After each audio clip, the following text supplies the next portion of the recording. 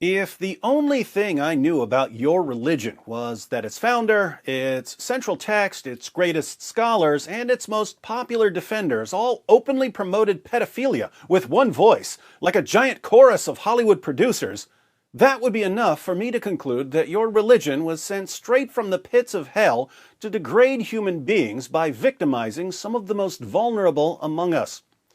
Now, we've all heard about Mohammed having sex with a prepubescent girl. We've read passages like Sahih al-Bukhari 5158. Narrated Urwa, the Prophet wrote the marriage contract with Aisha while she was 6 years old and consummated his marriage with her while she was 9 years old, and she remained with him for 9 years, i.e., till his death. We've seen our favorite dawagandist, Ali Dawa, claiming that if his daughter got her first period at the age of 9, he would tell her that she's ready for marriage.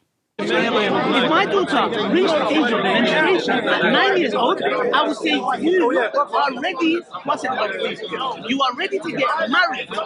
As revolting as it is to hear Ali Dawa say that he would tell a 9-year-old girl that she's ready for marriage, keep in mind that Ali Dawa is a better man than his prophet, because his prophet didn't wait until Aisha had reached puberty. And we're proud of that. We've seen Sheikh Yasser Qadi tell Muslims to stop lying about Aisha by claiming that she was older than 9 when her prophet penetrated her with his 54-year-old penis. And oh Muslims, don't apologize for the truth and don't distort the truth. There are Muslims that try to deny this. Oh, he didn't marry Aisha as a young girl. Ya akhi, look, that's not the way forward. We don't lie for the sake of our religion. Astaghfirullah. We have the truth. We're not going to cover up the truth if people find it embarrassing. This is the reality. Deal with it. Our Prophet ﷺ married a young girl and it was fine for the time. That's right. Don't be ashamed of your prophet.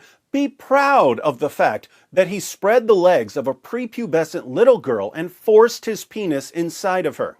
And we're proud of that. During my last debate, we saw my opponent, a convert to Islam, try to convince me that marrying children is perfectly normal by giving me a book about child brides in America. Before we get started, what I want to do, I would like to gift David Wood with a copy of a book titled American Child Bride, A History of Minors and Marriage in the United States. Thanks, Kenny, but I already had a book on child brides. It's called the Quran. And we're proud of that. As if we didn't already have enough examples of Islam's perverted obsession with little girls, we're about to see Mohammed Hijab admit that the Quran promotes an extreme type of pedophilia. His words, not mine. Yes, I'm talking about the same Mohammed Hijab who sends us messages about golden showers and other disgusting fetishes that he can't stop thinking about. Yes, I'm talking about the same Mohammed Hijab who believes that deep down, non-Muslim women want to be raped by jihadis. This same Mohammed Hijab claims that if all we had to go on was the Quran, we would think that it's perfectly acceptable to have sex with 5-year-old girls. According to Hijab, we only know that men should wait until girls are a bit older because of the hadith. But in the Quran, it's open season on 5-year-olds. If you look just at the Quran, you will get the indication that you can have sexual intercourse with a 5-year-old. If you just read the Quran, it is halal, it would be halal to have sexual intercourse with a 5-year-old. In Surah Al-Talaq, chapter 65, verse 4, Allah subhanahu wa ta'ala tells us who you can divorce and who you cannot divorce. And then he says, وَاللَّائِ لَمْ يَحِدْنَ وَاللَّائِ لَمْ يَحِدْنَ, and the ones who had never been pubescent before. And by the way, this is very important, yeah? I want all Muslims to be aware of this. The reason why we don't have sexual intercourse with 5-year-olds and 6-year-olds and 7-year-olds or whatever is not because of puberty. Wait a minute, what did you say? It's not because of puberty, because that verse in the Quran actually says lam yahid. They never had puberty before. You can't go around that. Now, we're about to hear more from Mr. Hijab, but I wanted to pause here to make sure that everyone understands his point about Surah 65, verse 4 of the Quran. Let's read the verse which is a little confusing until you realize that it's talking about divorcing prepubescent girls after having sex with them. And those of your women as have passed the age of monthly courses, for them the iddah, prescribed period, if you have doubt about their periods, is 3 months. And for those who have no courses, i.e., they are still immature, their iddah, prescribed period, is 3 months likewise, except in case of death. And for those who are pregnant, whether they are divorced or their husbands are dead, their iddah, prescribed period, is until they lay down their burden. And whoever fears Allah and keeps his duty to him, he will make his matter easy for him. What is this mess? Really confusing and horribly written, right? Welcome to the Quran.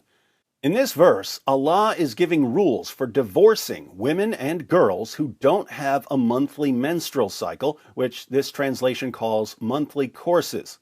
Earlier in the Quran, Allah had declared that if a man divorces a woman, there's a waiting period before the woman can get married again. The waiting period, called the iddah, was 3 monthly menstrual cycles. The idea was that there should be a waiting period in between husbands so that if the woman had a child, there wouldn't be any confusion about who the father was. But Muhammad's followers eventually asked him, what about women and girls who don't have a monthly menstrual cycle, either because they're too old, or because they're too young, or because they're pregnant? What do those women and girls do when we divorce them? So, Allah revealed Surah 65, verse 4 of the Quran, where He gives rules for divorcing women and girls who don't have a menstrual cycle because they're too old, too young, or pregnant. Allah says that if a man divorces a girl who's too young for a monthly menstrual cycle because she hasn't reached puberty, the girl has to wait 3 months before she marries another man. Not 3 menstrual cycles, the girl doesn't have a menstrual cycle yet. She waits 3 months instead.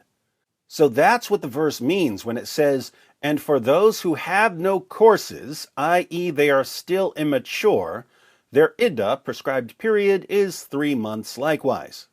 In case you're wondering if this is what the passage actually means, let's look at 3 of the most respected Quran commentaries in history. According to Ibn Kathir, the words, and for those who have no courses, refer to the young who have not reached the years of menstruation, i.e. prepubescent girls. According to Tafsir Jalalain, this verse is referring to those who have not yet menstruated because of their young age, i.e. prepubescent girls. Ibn Abbas gives the historical background, and for such of your women as despair of menstruation because of old age, if ye doubt about their waiting period, their period of waiting shall be 3 months. Upon which another man asked, O Messenger of Allah, what about the waiting period of those who do not have menstruation because they are too young, along with those who have it not because of young age? Their waiting period is 3 months. So, the historical context of this verse is that a man specifically asked Muhammad about divorcing girls who were too young to menstruate, i.e. prepubescent girls, and Allah answered that the waiting period for a prepubescent girl to remarry after her husband divorces her is 3 months. What does this mean? It means that, according to the Quran, a man can marry a prepubescent girl, then have sex with her, then divorce her, then pass her on to the next man who can marry her, have sex with her, and divorce her, and so on, all before the girl has ever reached puberty. Since the Quran clearly allows grown men to marry prepubescent girls, there's nothing in the Quran that would prevent a grown man from marrying and having sex with a 5-year-old girl. So, if you want to say that a man shouldn't have sex with a 5-year-old girl, if you want to say that a man should wait until the girl is 8 or 9, you have to go outside the Quran. This is the point Muhammad Hijab was making. Now, back to hijab. The Quran doesn't say anywhere in the Quran that the woman has to be pubescent. I dare you to find one verse in the Quran where it says you're not allowed to marry someone based on harm, or you're not allowed to have sexual intercourse based on harm, or you're not allowed to marry someone based on puberty. So if you're Quran alone, you're allowed to have sexual intercourse with 5-year-olds. Get me one verse in the Quran which says the woman has to be pubescent. One verse. I want one verse in the Quran from the beginning of the book to the end of the book which says that she has to be pubescent. So okay, so that makes it halal from your perspective. From your perspective, it's halal. You know, in the Quran it says, حُرِّمَتْ عَلَيْكُمْ أُمَّهَاتُكُمْ. It says you're not allowed to marry your mum. It says you're not allowed to marry your sister, your auntie. Where does it say you're not allowed to marry a prepubescent? I'm looking for one verse that you can say, you pinpoint it and say this is where it says prepubescent marriage or whatever is not allowed. So if you're Quran alone, you're steered towards pedophilia, and a severe type of pedophilia, a wife abuse, a severe type of wife abuse. Yes, Mohammed Hijab, one of the great dawagandists of our time, says that if you just go with the Quran, it will steer you towards a severe type of pedophilia. So if you're Quran alone, you're steered towards pedophilia, and a severe type of pedophilia. That's why we need the Hadith, to steer us towards a less severe, more moderate type of pedophilia. Think about this. There are perverts all over the place. We know about the Catholic priest scandals. There are atheist pedophiles. If you watch a few episodes of To Catch a Predator, you'll see sexual predators from all kinds of backgrounds. But here's the thing. People who think that sex with children is okay generally have to keep quiet about that. They don't get to go around running their mouths about the joys of pedophilia. If they were to openly promote pedophilia, they would run into some problems. Anyone who openly promotes pedophilia in the 21st century will be publicly exposed and condemned. There's only one exception. Where do you see grown men openly discussing sex with little girls and getting away with it?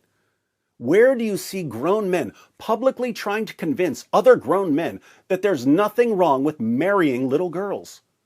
Only in Islam, and it's just part of dawah. And the better you are at defending pedophilia, the more popular you'll become as a Muslim apologist. Only in Islam. If an atheist came out tomorrow and said, there's nothing wrong with a grown man having sex with a little girl, he would be shunned by the atheist community. If a Christian came out tomorrow and said, there's nothing wrong with a grown man having sex with a little girl, he would be shunned by the Christian community.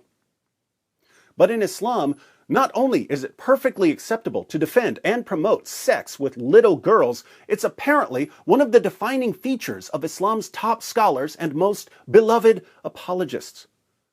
Why are these grown men in Western nations in the 21st century openly defending and promoting pedophilia? Because their prophet was a pedophile. You're proud of that. You're proud of that. You're proud of that. It just backfired on you. You're proud of that. You're proud of that. You're proud of that. It just backfired on you. This is a part of our religion. There's a reason to it. Yeah?